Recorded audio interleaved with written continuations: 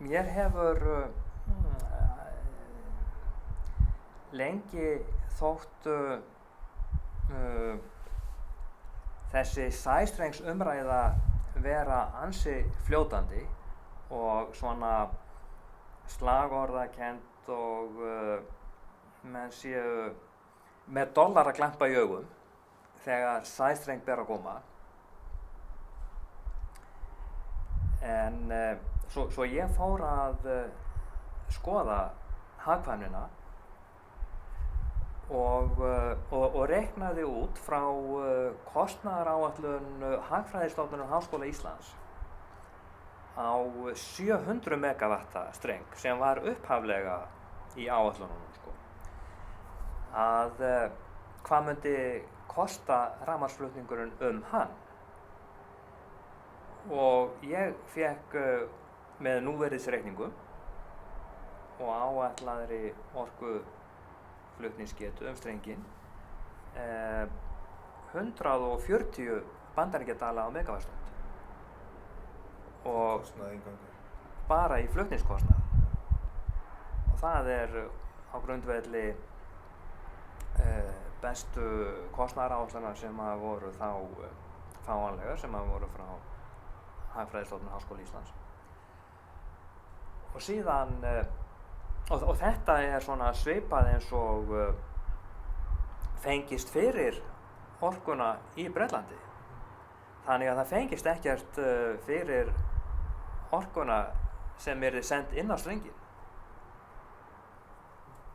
Þrátt fyrir það að við séum að tala stórfelldar niðurgreiðslur.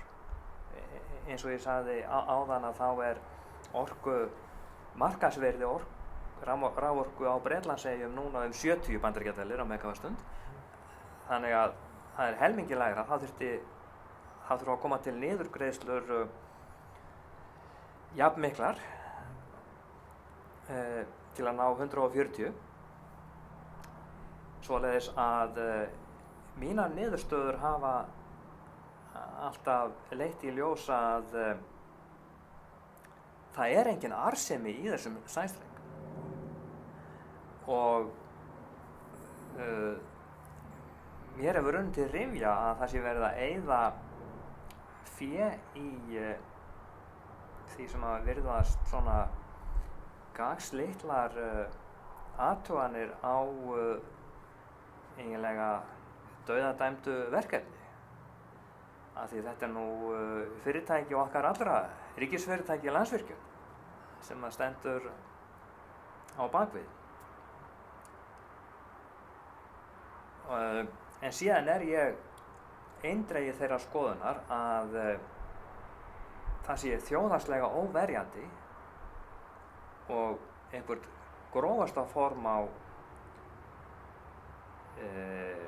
hrávöru útflutningi að flytja rafmagnið sæstreng til útlanda í stað þess að vinna úr því vöru á Íslandi og fá allan virðisaukann hér og skapa vinnu.